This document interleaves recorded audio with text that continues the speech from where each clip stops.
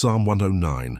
Before you dismiss it as familiar, let me explain why you've likely never applied it the way Kathryn did. First, I need to tell you about the night Kathryn almost gave up. It was December 1967. She was in a Pittsburgh hotel, preparing for another service, a service where she knew she'd be attacked. Critics in the press, religious leaders questioning her legitimacy, people attending only to try and expose what they called imposterism. She was exhausted, not physically, spiritually. She'd reached a point where every morning was a battle to find the motivation to continue. Each service was a spiritual battle that left her drained for days. That night, she opened her Bible randomly and landed on Psalm 109. Her first reaction? To slam the book shut, because the words seemed to confirm everything she was feeling. Rage, a thirst for revenge, a desire to see her critics silenced. But something made her go back. Something made her read it again. And it was on that second reading that she noticed something that would change her life forever.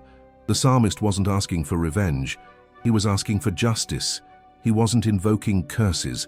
He was pleading for truth. He wasn't seeking destruction. He was seeking liberation. And the difference lay in the intention behind the words. Most people read Psalm 109 and are frightened because it's a psalm of imprecation, a psalm that seems to be asking for terrible things to happen to enemies, and because of that, many avoid it. Many believe it's too heavy or too vengeful. But here's what Kathryn realized that night in Pittsburgh. The psalmist wasn't writing about his enemies. He was writing about the destructive voices within his own mind. Each enemy mentioned in the psalm was a representation of a mental pattern that was destroying him. The mouth of the wicked wasn't a physical person.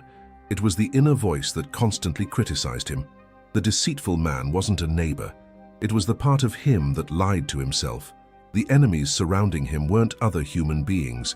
They were his own thoughts holding him captive. And when Kathryn understood this, when she realized that Psalm 109 was actually a prayer for inner liberation, everything changed. Because she realized her true enemies weren't the external critics. They were the internal voices she'd adopted as her own. Have you ever noticed how the voices of your critics become so familiar that you start repeating the same criticisms to yourself? How you begin attacking yourself with the same words others use to attack you? That's exactly what Kathryn realized. She had internalized so many attacks that she had become her own worst enemy. And as long as she continued attacking herself internally, she would continue attracting external attacks. It's an unwavering spiritual law. What's inside manifests outside.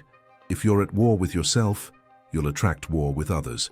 If you're at peace with yourself, you'll attract peace with others. But discovering this truth was only the beginning, because knowing and applying are entirely different things. And that's where Kathryn discovered the true power of Psalm 109. Kathryn discovered something that changed everything. She discovered that Psalm 109 isn't a prayer of vengeance. It's a prayer of transference. And more than that, it's a prayer of spiritual alchemy. Let me explain what I mean by spiritual alchemy. In ancient alchemy, the goal wasn't just to transform base metals into gold. It was to transform consciousness itself. It was to take the densest, darkest, most destructive aspects of the human experience and transmute them into wisdom, power, and light. Psalm 109 works the same way.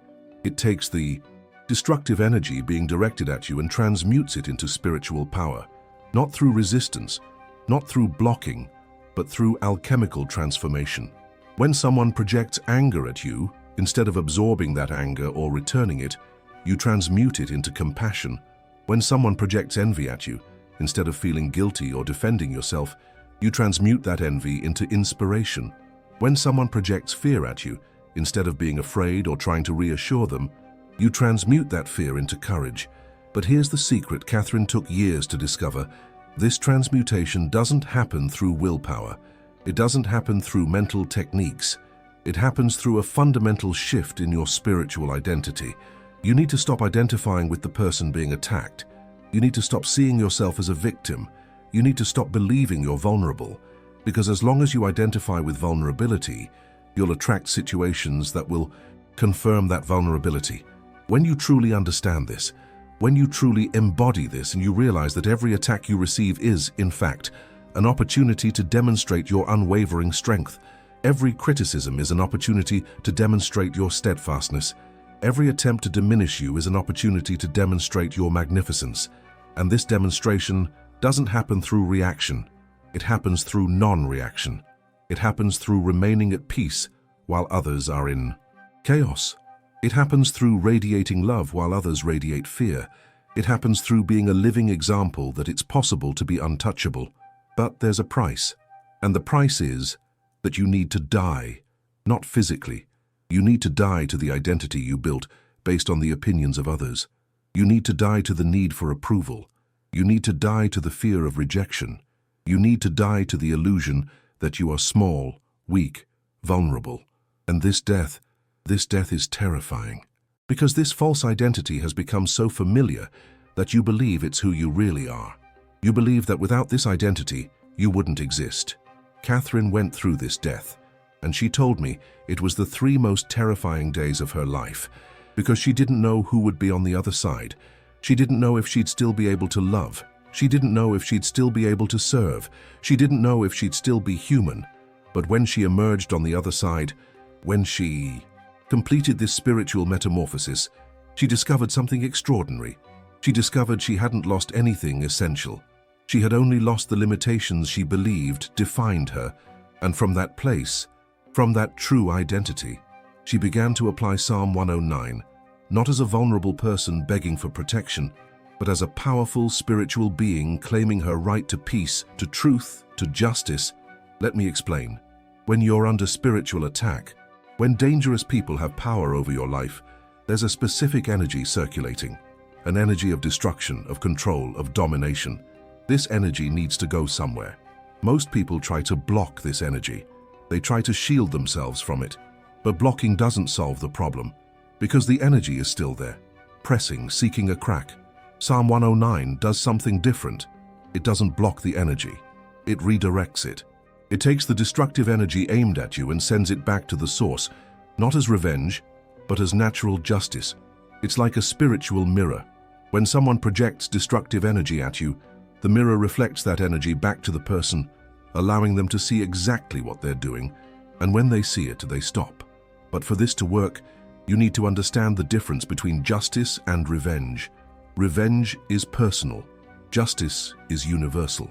Revenge wants to punish. Justice wants to balance. And Psalm 109, when applied with the intention of justice, creates an energetic field around you where only truth can exist. Lies can't sustain themselves. Manipulation can't take hold. Attacks can't find a target. It took Kathryn 3 years to understand this. 3 years of incorrect application before discovering the secret. And the secret is surprisingly simple. You don't pray Psalm 109 for something to happen to your enemies. You pray Psalm 109 for the truth to be revealed, for justice to be done, for balance to be restored. And when you pray with this intention, something extraordinary happens. The people attacking you begin to see their own motivations clearly. They begin to realize that what they're doing is a reflection of something broken within them. And when they realize this, one of 2 things happens. Either they stop attacking and begin to heal, or they move away from you completely, because they can no longer sustain the illusion that you are the problem. In either case, you are free, not because you destroyed your enemies, but because you allowed the truth to do the work. But here's what no one tells you about the first moments of this application. It's going to be uncomfortable, because before reflecting the energy of others, the mirror will reflect your own energy. You will see your own motivations, your own wounds, your own destructive tendencies, and this will shock you, because you will realize that at times, you were also the dangerous person in someone else's life. Kathryn went through this. On the first night applying Psalm 109, she had dreams where she saw all the times she had used her influence to hurt people, all the times she had been unnecessarily critical, all the times she had used her position to make others feel small, and she almost gave up, because it's easier to focus on the mistakes of others than to confront your own. But she continued, and on the 3rd day, something changed. She began to feel a deep compassion for all the people attacking her, because she realized they were doing to her exactly what she had done to others, not out of malice, but out of pain. And that's when the true power of the psalm manifested itself, because when you can feel compassion for the person attacking you, you stop being a target. You become a mirror of healing, and people who need to attack can't attack someone who offers healing. It's like trying to break something that adapts to the impact instead of resisting it. Now let me explain the exact protocol of the 84 hours. Because every detail matters, you will apply Psalm 109 for 7 days. 12 hours a day, from 6 in the morning to 6 in the afternoon. During those 12 hours you will maintain a specific intention.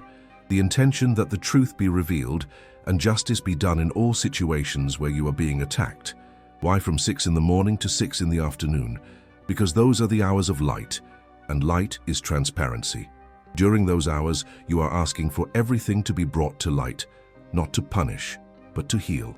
Every 2 hours you will take a 5-minute break, and during those 5 minutes you will repeat a specific phrase.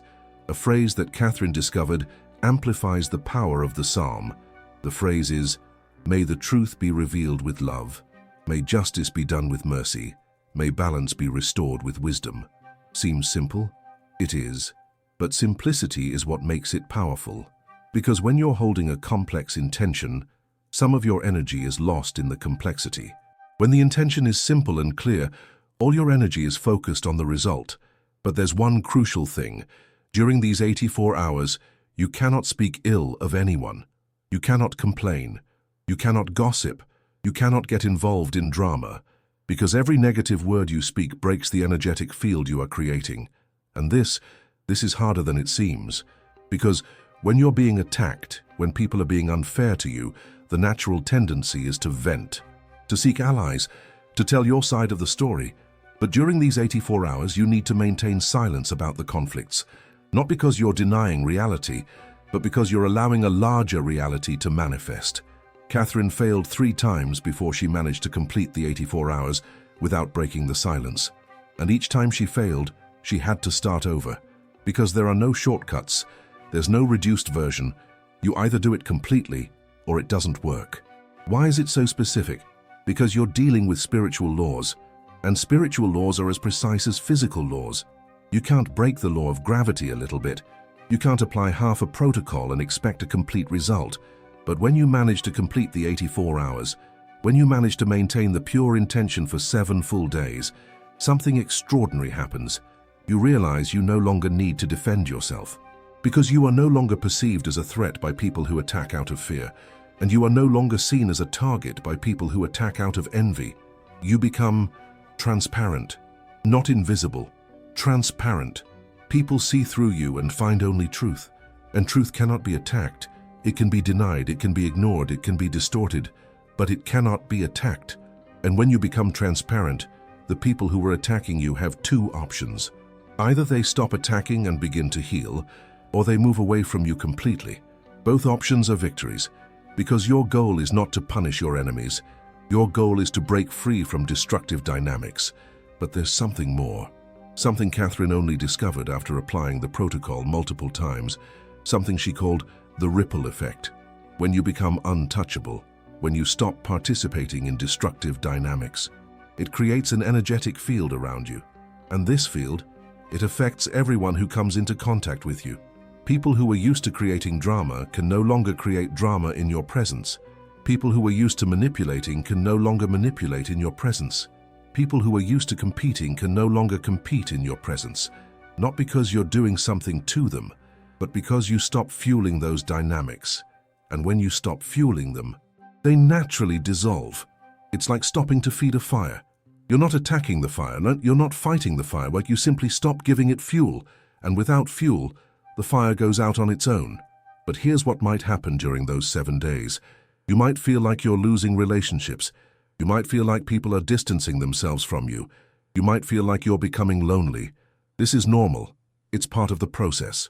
Because you're freeing yourself from relationships that only existed because you were participating in destructive dynamics. Kathryn lost half of her friends during the first protocol, but she realized they weren't really friends. They were people who felt comfortable in her presence only when she was suffering as much as they were. And when she stopped suffering, when she became untouchable, they no longer knew how to relate to her. But the relationships that remained, those became deeper, more authentic, more nourishing, because now she was relating from a place of fullness, not need. and new relationships began to appear. Relationships with people who had also become untouchable. People who had also learned to relate from love, not fear, and that's what happens when you complete the protocol. You don't just get rid of your enemies, you attract your true allies. People who recognize your light because they have also found their own light. People who celebrate your strength because they have also found their own strength. People who respect your peace because they have also found their own peace. But there's one last thing I need to tell you. Something Kathryn considered the most important aspect of the protocol. During the 7 days, you will go through 3 distinct phases, and each phase has its own characteristics, its own challenges, its own victories. The first phase is the first 2 days. You will feel resistance. You will feel like giving up. You will feel like nothing is working. You will feel like you're wasting your time. This is normal. It's your own internal resistance. It's the part of you that's used to participating in conflicts, that's used to reacting, that's used to defending itself. This part doesn't want to be transformed. It wants to continue doing what it's always done, because it's known, because it's familiar, because it's safe. But if you persevere, if you continue applying the protocol even while feeling resistance, something changes on the 3rd day. The second phase is days 3, 4, and 5. You will begin to feel a peace you can't explain. You will begin to realize that situations that used to upset you now affect you less. You will begin to notice that people who used to provoke you can no longer do so, but you will also begin to see things you didn't see before. You will begin to understand your own motivations more clearly. You will begin to recognize your own destructive patterns, and this can be uncomfortable, because it's easier to blame others than to take responsibility for your own part in conflicts. But if you can get through this phase without judging yourself, if you can see your own imperfections with compassion, something extraordinary happens on the 6th day. The 3rd phase is days 6 and 7. You will experience a freedom you may never have experienced before, a freedom to be yourself without fear of judgment, a freedom to love without fear of being hurt, a freedom to be strong without fear of being attacked, and you will realize that your enemies haven't disappeared. They're still there. But they can no longer affect you, not because you're protecting yourself from them, but because you've become incompatible with the energy they project. It's as if you're operating on a different frequency. They continue to transmit on the frequency of anger, fear, envy, but you're no longer tuned into that frequency. You are tuned into the frequency of peace, love, truth, and on that frequency, attacks simply cannot connect. Kathryn described this feeling as being in the world, but not of the world. She still lived in the same reality, still dealt with the same people, still faced the same challenges, but she did so from a completely different place. And from that place, she discovered she could help other people find the same place, not by teaching techniques, not by offering advice, but simply by being an example that it was possible. Because when you become untouchable, when you become transparent, when you become a living representation of peace, it awakens something in the people around you. It awakens the possibility that they too can find this place. And maybe that's what your enemies need most. Not punishment, but example. Not fighting, but demonstration. Not defeat, but inspiration. Because ultimately, people who attack other people are attacking themselves. They are projecting externally a battle that is happening internally. And when you stop participating in that external battle, when you become a reflection of peace instead of a reflection of war, it offers them a possibility they may never have considered.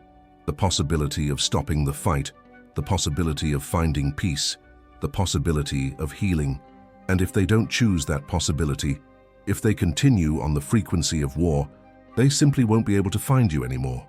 Not because you hid, but because you moved to a place where war doesn't exist. And that place is where you always belonged. You had just forgotten how to get there. Psalm 109 is not a map to destroy your enemies. It's a map to find your spiritual home. It's a protocol to remember who you really are when you're not reacting to the fear of other people. And when you finally remember, you realize you never had real enemies. You had teachers in disguise, people who came to show you exactly where you needed healing, where you needed to grow, where you needed to break free. And now that you know, now that you have the protocol, now that you understand the true power of Psalm 109, the question is no longer, how do I protect myself from my enemies? The question is, am I ready to become who I truly am? Because when you become who you truly are, when you align with your most authentic essence, when you vibrate at the frequency of your deepest truth, you discover you never needed to defend yourself. You just needed to remember. And maybe that's what the universe was trying to teach you through these people who seem to be your enemies. That you are more powerful than any attack, that you are stronger than any criticism, that you are more brilliant than any shadow they try to cast upon you. And when you truly understand this, when you truly embody this, when you truly live this, you realize that the greatest victory isn't disarming your enemies. It's discovering that you never needed weapons, because you always were and always will be untouchable.